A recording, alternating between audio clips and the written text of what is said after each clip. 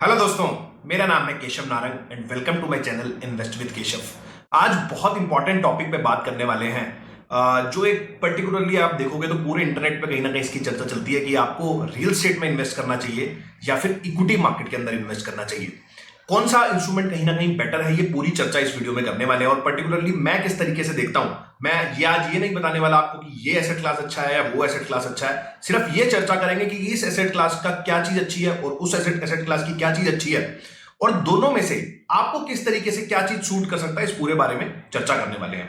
सबसे पहले अगर आप रियल एस्टेट मार्केट को देखें और जो लोग रियल एस्टेट में इन्वेस्ट करते हैं, और अगर आप हमारे मदर फादर को देखेंगे या जो पहले वाली जनरेशन है, अगर आप उनको देखोगे तो कहीं ना कहीं वो स्टॉक मार्केट को एक कहीं ना कहीं सट्टा बाजार समझते थे। और उनका ऐसा धारणा था कि बेसिकली जो पिछले 20-25 साल से चली आ रही है कि स्टॉक मार्केट में हमारे पैसे नहीं बनते, लेकिन रियल एस्टेट में हमारे सामने चीज खड़ी होती है, हमें सामने वो चीज दिखती है, जमीन कहीं जाती नहीं है, या अगर आपने किसी अपार्टमेंट में इन्वेस्ट किया तो आपको उसकी रेंटल इनकम आती है। इस तरह की धारणा की वजह से कहीं ना कहीं एक माइंडसेट है कि कहीं ना कहीं रियल एस्टेट का जो इन्वेस्टमेंट है वो बेसिकली इक्विटी मार्केट से ज्यादा अच्छा है। सबसे पहले मैं इसके ऊपर बात करना चाहूंगा, फिर एक बार इक्विटी मार्केट के ऊपर भी बात करेंगे। तो जो लोग इस तरीके की चीजें बोलते हैं, इस तरीके की चीजें समझते हैं, तो सबसे पहले आप ये बात को समझ के देखिए, अगर आप किसी एसेट क्लास को बेसिकली अगर आप रियल एस्टेट को इक्विटी से कंपेयर कर रहे हैं तो आपको उसको एप्पल टू एप्पल कंपैरिजन करना पड़ेगा। क्योंकि आप रियल एस्टेट के अंदर जब कोई चीज लेते हैं तो उसको इस तरीके से लेते हैं कि आप उसको 10-20 साल तो एटलीस्ट होल्ड कर पाएंगे। क्या कोई ऐसा इन्वेस्टर है जो हर साल प्रॉपर्टी को लेता हो और हर साल प्रॉपर्टी को बेचता हो? लेकिन आप इक्विटी मार्केट में ऐसा कर पाते हैं। फॉर एग्जांपल, अगर आपने लेट से आज एचडीएफसी बैंक लिया है और आपको 6 महीने के बाद एचडीएफसी बैंक में प्रॉफिट आ रहा है तो आप उसको सेल कर देते हैं, या कहीं ना कहीं अगर वो नीचे चला जाता है तो आप उसका वहां पर एक स्टॉप लॉस भी होता है। लेकिन इक्विटी मार्केट जब आप रियल एस्टेट के अंदर आते हैं तो वहां बेसिकली ना तो आपका कोई एसएल होता है, ना ही आपको कोई टारगेट होता है। आप उस प्रॉपर्टी को होल्ड करना चाहते हो, और ऐसा ही हम सबको दिखाया गया है, ऐसे ही हम सबको बताया गया है कि आप अगर बेसिकली रियल एस्टेट को होल्ड करके रखना है तो बेसिकली उसके अंदर पैसे बन ही जाएंगे। और प्राइसेस वाइज भी अगर आप देखो, अगर आप रियल एस्टेट का डेली बेसिस पे प्राइस देखने लगो तो आई थिंक हर एक का कहीं ना कहीं आई थिंक दिल की धड़कन ऊपर नीचे होने लगेगी। रियल एस्टेट के साथ सबसे बड़ा ये अच्छी बात भी है, बुरी बात भी है कि बेसिकली आपको डेली बेसिस पे आपके ऐप के ऊपर, आपके फोन के ऊपर कोई प्राइस नहीं आता है। आपके पास कोई ऐप नहीं है रियल एस्टेट का कि आज मैंने उस फलाने जगह पे जो अपार्टमेंट लिया हुआ है, जो फलानी जगह का जो प्लॉट लिया हुआ है, आज उसका ये रेट चल रहा है। अगर मैं डेली बेसिस पे आपको, आपने लेट से 1 करोड़ रुपए का कोई प्लॉट लिया और मैं डेली बेसिस पे उसका रेट आपको बताने लगूं, आज वो 1 करोड़ 1 लाख हो गया, आज वो 99 लाख रह गया, तो कहीं ना कहीं हर एक इंसान के मन में कहीं ना कहीं उसको लेके एक इशू आएगा। वो उसको शायद सेल कर देगा, वो जब वो ऊपर चला जाएगा तो उसको लगेगा मेरा प्रॉफिट हो रहा है, मैं बेच देता हूं। ये सारे इश्यूज की वजह से आप रियल एस्टेट को इक्विटी से अलग कर देते हो, क्योंकि इक्विटी के अंदर आपको डेली बेसिस पे रेट दिखता है। आपको डेली बेसिस पे 9:15 पे मार्केट खुलती है और 3:30 बंद होती है। डेली बेसिस पे उसका मार्केट चेंज होता है, मतलब 5 दिन हफ्ते के। तो वहां कहीं ना कहीं आप कहीं ना कहीं बाय और सेल को देख पाते हो, उसको कर पाते हो। अगर आपको इक्विटी मार्केट के अंदर कुछ भी सेल करना है तो आप एक सेल का बटन दबाओ, 30 सेकंड के अंदर आपका सेल हो जाता है। लेकिन अगर आप रियल एस्टेट को सेल करना चाहते हो तो वो एक बहुत बड़ा हार्ड टास्क है, जिसमें आपको पहले ब्रोकर के पास जाना पड़ेगा, फिर आपको वो बेसिकली बायर ढूंढना पड़ेगा अपनी प्रॉपर्टी का। कई बार रियल एस्टेट के साइकिल्स अच्छे होते हैं, कई बार रियल एस्टेट के साइकिल बेकार होते हैं। तो जब अच्छे नहीं चल रहे होते रियल एस्टेट के साइकिल तो आपको बायर ढूंढने बड़े मुश्किल हो जाते हैं। तो उस वाले केस में लिक्विडिटी का प्रॉब्लम रहता है। तो रियल एस्टेट को आप इक्विटी मार्केट से अगर आप कंपेयर कर रहे हैं तो दोनों के होल्डिंग पीरियड को भी आपको कहीं ना कहीं एक तराजू में तोलना पड़ेगा। अगर आप इक्विटी को 20 साल होल्ड करते हो और अगर आप रियल एस्टेट को 20 साल होल्ड करते हो तो ये दोनों का तब एप्पल टू एप्पल कंपैरिजन होगा। क्योंकि बहुत लोग ये मिस्टेक करते हैं कि इक्विटी में तो वो 1-1.5 साल में सेल कर देते हैं, और उनको जब रियल एस्टेट के रिटर्न दिखते हैं कि मैंने 2 करोड़ रुपए की चीज दी थी वो 2.5 करोड़ हो गई। लेकिन आप रिटर्न परसेंटेज टर्म्स में अगर देखेंगे, सीएजीआर टर्म्स में अगर आप देखेंगे तो वही वो 10-12% ही मिल रहा होता है। और दूसरा बेसिकली अगर आप रियल एस्टेट में देखेंगे तो एक लेवरेज इंस्ट्रूमेंट है। मोस्टली लोग अगर आप रेजिडेंशियल में प्रॉपर्टी परचेज कर रहे हैं तो कहीं ना कहीं लोन पे परचेज करते हैं, जिसमें आपको सिर्फ 20% ही डाउन पेमेंट देना होता है और 80% आपको बैंक फाइनेंस करता है। लेकिन इक्विटी मार्केट के अंदर मेरे को अगर इक्विटी के अंदर इन्वेस्ट करना है तो कहीं ना कहीं वो सारा पैसा 100% पैसा मेरा ही होता है। वहां मेरे को कोई लोन नहीं देने वाला। हालांकि अब एमटीएफ और एमटीएफ जैसी सुविधा उपलब्ध है, लेकिन मोस्टली मैं जनरल बात कर रहा हूं। ऐसा नहीं होता कि अगर किसी को 1 करोड़ रुपए इक्विटी में डालना है तो 80 लाख का वो लोन लेगा और 20% अपना पैसा डालेगा। लेकिन रियल एस्टेट के अंदर आप उस 20% को कहीं ना कहीं अपने पास से रखते हो और 80% का कहीं ना कहीं उसमें बैंक फाइनेंस लेते हो। और जब कोई रियल एस्टेट नीचे आता है, जब आपने 1 करोड़ की प्रॉपर्टी ली, अगर वो नीचे आ जाती है, हालांकि आपको उसके प्राइस का पता नहीं चलता कि आज वो नीचे आ गई है, लेकिन जब भी वो नीचे आती है, लेकिन आप अपनी ईएमआई कभी बंद नहीं करते। ऐसा नहीं होता कि आपने कोई घर परचेज किया और उसकी आज वैल्यू अगर नीचे आ गई है तो आप बोलोगे बैंक को कि अब मेरे को ये सेल करना है, मैं ईएमआई नहीं लूंगा। लेकिन स्टॉक मार्केट के अंदर जब आप इन्वेस्ट करते हो किसी स्टॉक के अंदर और वो स्टॉक नीचे आ जाता है तो आपको लगता है मैं इसको बेच दूं, वहां आपका जो पेशेंस है वो काफी ज्यादा बेसिकली आपको जवाब दे जाता है, और कहीं ना कहीं आप उससे एक बार भ्रमित होकर कहीं ना कहीं उस स्टॉक को सेल कर देते हो कि एवरेज होल्डिंग पीरियड इस मार्केट के अंदर का 95% इन्वेस्टर का लेस देन मतलब 3 इयर्स है। 3 साल की भी होल्डिंग लोग नहीं बना पाते। कोई भी बड़ा फॉल आता है मार्केट में जहां 20-30%, 40% हमें देखने को नीचे मिलता है, लोग डर जाते हैं वहां पे, जबकि वहां पर ज्यादा इन्वेस्ट करने का टाइम होता है। उसी तरीके से आपको एक बहुत मेजर डिफरेंस और बताता हूं इन दोनों के बीच में।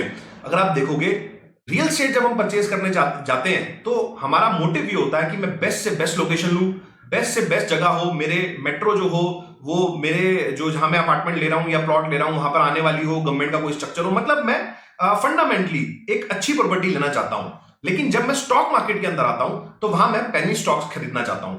वहां मुझे वो सस्ते शेयर चाहिए होते हैं जो 2 रुपए 5 रुपए वाले हों, ताकि सस्ते से सस्ता मैं खरीद लूं, ताकि वो उसके बढ़ने की संभावना ज्यादा हो। वहां मैं बेकार से बेकार कंपनी में भी पैसे डालने को राजी हो जाता हूं। कितनी बड़ी विडंबना है ये बेसिकली, अगर आप देखोगे कि रियल एस्टेट के अंदर हम बेस्ट प्रॉपर्टी, बेस्ट लोकेशन लेना चाहते हैं, लेकिन स्टॉक मार्केट के अंदर हम अच्छी कंपनी नहीं, सबसे बेकार कंपनी, सबसे प्राइस वाइज जो सबसे लोएस्ट है वो कंपनी ले जाती है। मैं बहुत लोगों से मिलता रहता हूं, बहुत लोगों से जब बात होती है, जब उनको दिखता है कि एचडीएफसी बैंक, बजाज फाइनेंस को रिकमेंडेशन नहीं है, एशियन पेंट्स, अगर आप देखोगे इस तरीके की पेडिग्री की स्टॉक्स जो 20-20 साल से इतना रिटर्न दे रहे हैं, उनको वो स्टॉक्स महंगे लगते हैं। वो उनको लगता है कि ये 2,500 रुपए का स्टॉक है, 2,000 रुपए का स्टॉक है, 8,000 रुपए का स्टॉक है, ये तो बहुत महंगा है, इसमें मेरे पैसे ही क्या बनेंगे। लेकिन इसका बिल्कुल उल्टा, जब आप रियल एस्टेट में जाते हो तो आप देखते हो उस एरिया का सबसे प्राइम लोकेशन क्या है, वहां पर किस तरीके का डेवलपमेंट होने वाला है। कंपनी के साथ जब आप देखते हो एक धंधे को चलते हुए 20 साल हो गए, आप धंधे के टाइम में सोचते हो कि प्राइस वाइज मैं कितनी ज्यादा क्वांटिटी ले सकता हूं, ये आप वहां पर जानने की कोशिश करते हो कि कितनी ज्यादा मेरे पैसे में क्वांटिटी आ जाएगी। तो ये बहुत ज्यादा मेजर डिफरेंसेस हैं। उसके अलावा रियल एस्टेट के साथ जो सबसे बड़ा प्रॉब्लम है वो है इसकी मेंटेनेंस को लेकर। अगर आज की डेट में कोई अपार्टमेंट बाय करता है, जैसे गुड़गांव या दिल्ली एनसीआर या किसी भी बड़े सिटीज में, तो वहां पर एक मेंटेनेंस कॉस्ट होती है, जनरली 3 से 5 रुपए के बीच में डिफरेंस करती है। तो आपने अगर 2,000 स्क्वायर फीट का अपार्टमेंट लिया है तो 10,000 रुपए आपकी, अगर आप प्रीमियम साइड पे हो तो गुड़गांव जैसी जगह पे कुछ 10,000 रुपए के आसपास का आपका मेंटेनेंस कॉस्ट रहेगा मंथ का। और अगर आप थोड़े लोअर साइड पे भी हो तो 3 रुपए एटलीस्ट, कम से कम 6-7 हजार रुपए तो आपका मेंटेनेंस कॉस्ट रहने ही वाला है, जो बेसिकली आपके सोसाइटी का जो गार्ड होगा, आपकी जो लाइटिंग्स होगी, कॉमन एरिया मेंटेनेंस होगा, इस सब का लिया जाएगा आपसे। और ये ओवर एंड अबव आपके प्रॉपर्टी बाइंग की प्राइस के ऊपर होगा। मतलब आपने प्रॉपर्टी अगर परचेज भी करी है तो भी कहीं ना कहीं आपको मंथली बेसिस पे देना ही पड़ेगा। लेकिन स्टॉक मार्केट के अंदर अगर आप 100 करोड़ की भी होल्डिंग बना लेते हो तो आपको पूरे साल के 300-500 हजार रुपए लगते हैं, जो डीमेट चार्जेस होते हैं, अगर आप उसमें ट्रेड नहीं करते तो। अगर आप सिर्फ और सिर्फ होल्डिंग बना के रख लेते हैं तो आपको साल का खर्चा सिर्फ 1,000 रुपए के अंदर आप 100 करोड़ रुपए की होल्डिंग बना सकते हो। तो एक बहुत ज्यादा मेजर डिफरेंस है। इवन अगर आप रजिस्ट्री कॉस्ट भी लगाओगे रियल एस्टेट के अंदर, अगर मैं बहुत मिनिमम केस में 5% की भी रजिस्ट्री कॉस्ट पकड़ लेता हूं, वो भी एक कहीं ना कहीं आपका एक पूरे साल का रिटर्न कहीं ना कहीं बराबर कर देती है। मतलब जब ऐसी मैं 100 रुपए की प्रॉपर्टी बाय करता हूँ, 5 रुपए पहले मेरे को गवर्नमेंट को देने पड़ते हैं। उसके अलावा अगर आप अंडर कंस्ट्रक्शन में जा रहे हैं तो आप वहां पर जीएसटी भी देंगे, सारी चीज वहां पर देंगे। और स्टॉक मार्केट के अंदर आप बात करोगे, अगर मैं 100 करोड़ रुपए का भी अभी ले लेता हूं और मेरी लेट्स से ब्रोकरेज सब मिला के 1 पैसा 10 पैसे की भी कॉस्ट आ जाती है, तो बहुत ही माइन्यूट कॉस्ट है। मतलब 100 करोड़ रुपए का भी मेरे को रिलायंस बाय करना हो तो बहुत ही इजी वे में, बहुत ही मिनिमम कॉस्टिंग में मैं कहीं ना कहीं बाय कर सकता हूं। तो इस तरह से अगर आप देखोगे मेंटेनेंस कॉस्ट की वजह से भी हमें जो स्टॉक मार्केट है वो बहुत ही बहुत सस्ती पड़ती है। But only problem is stock market के अंदर कि लोगों के पेशेंस नहीं है, लोग होल्डिंग्स को लॉन्ग टर्म में होल्ड नहीं कर पाते, उनको खुजली होने लग जाती है जैसे ही प्राइस ऊपर जाता है। जब उनको अपने डीमेट्स में प्रॉफिट दिख रहे होते हो, जैसे अभी पिछले 4-5 साल गए हैं, जैसे ही उनको दिखता है मेरे होल्डिंग के अंदर 70-80%, 100% के रिटर्न आ रहे हैं, उनसे खुजली हो जाती है, उनको लगता है मेरे को बेच देना चाहिए। लेकिन रियल एस्टेट के अंदर कोई वहां जाके चेक नहीं करता कि आज मेरे अपार्टमेंट का क्या प्राइस है, आज ये तो अभी 10 लाख मेरे को ऊपर मिल रहे हैं, मैं बेच देता हूं। तो ये मेजर डिफरेंसेस हैं बेसिकली स्टॉक मार्केट और रियल एस्टेट मार्केट के बीच में। बट ओवरऑल अगर आप देखोगे, मैं ये नहीं कह रहा कि ये एसेट क्लास अच्छी है, ये एसेट क्लास अच्छा है। और रिटर्न वाइज अगर आप देखते हो बेसिकली तो stock market is better than real estate market, और वहां पे थोड़े लिक्विडिटी के भी इश्यूज हैं। तो आप कुछ पार्ट, मैं जिस तरीके से करता हूं बेसिकली कुछ पार्ट अपना रियल एस्टेट में जरूर रखता हूं, but for a cash flow purpose. मतलब ऐसी प्रॉपर्टी जिसमें मेरे को रेंट आता हो, जहां से मैं एक सस्टेनेबल बेसिस पे अपना कैश फ्लो बना के रखता हूं। But for the investment purpose my whole holding is into equity markets. तो बड़ा चंक मैं हमेशा इक्विटी मार्केट में ही रखता हूं, क्योंकि वहां पे एक तो लिक्विडिटी आसान है, मेरे को खर्चे मेरे कम है। ये सारी चीजों की वजह से आप देखोगे बेसिकली जो रियल एस्टेट है और जो स्टॉक मार्केट है, इसकी वजह से मेजर डिफरेंसेस आते हैं। तो आपको अपनी एक चीज जरूर ध्यान रखनी है, आप आज इस वीडियो से जो एक टेक अवे लेके जा सकते हैं कि अपने होल्डिंग पीरियड को लंबा करना है। आप जैसे ही अपने होल्डिंग पीरियड को 3-5 साल से ऊपर ले जाओगे तो कहीं ना कहीं आप उस 5% में आ जाओगे जो बेसिकली 95% जो लोग इतने 3 साल से भी कम की होल्डिंग रखते हैं। तो आपको पेशेंस रखना पड़ता है। रियल एस्टेट में सिर्फ एक ही फायदा है कि वहां पर आप जल्दी से बेच नहीं सकते, इसकी वजह से आपका लिक्विडिटी वाला जो पार्ट है वो सॉल्व हो जाता है। आप जल्दी से बेच नहीं सकते, तो even though the price is down आप उसको बेचते नहीं हो। तो आई होप आपको ये चीज समझ में आई होगी कि किस तरीके से दोनों एसेट क्लास एक अलग अलग पर्पस सॉल्व करती हैं, और आपको दोनों को कहीं ना कहीं पॉजिटिव नेगेटिव देख के अपना एसेट एलोकेशन उस हिसाब से करना चाहिए। और इसके अलावा अगर आप देखोगे बेसिकली मैं आपसे एक और चीज भी डिस्कस करता हूं, ये भी बहुत इंपॉर्टेंट है। रियल एस्टेट के अंदर अगर आप देखोगे जो बड़े बिल्डर्स हैं, जो कुछ लिस्टेड कंपनी जो हमारे पास हैं, जैसे डीएलएफ है, एक बहुत बड़ा बिल्डर होता था, यूनिटेक, अभी हालांकि वो तो मतलब बहुत ही 10 रुपए से भी नीचे का स्टॉक हो गया है। बट आप इनके स्टॉक प्राइसेस जाके देखो, as a business real estate इनके जीरो रिटर्न है। आप डीएलएफ का अगर स्टॉक प्राइस उठा के देखोगे सन 2000 से लेकर आज तक का, सन 2009 से जब से लिस्ट हुआ है, 900 रुपए का हाई आई थिंक 2009 के अंदर था, और अभी भी उस हाई को इसने क्रॉस नहीं किया है। मतलब कि रियल एस्टेट के अंदर जो बिल्डर है वो भी आज तक कभी पैसे नहीं बना पाया है। मतलब मैं एज ए इन्वेस्टर बोल रहा हूं। तो how can you be so sure कि real estate is better than equity asset class? I am very much sure कि on a return side stock market returns are better than real estate. कोई उसका मुकाबला नहीं है।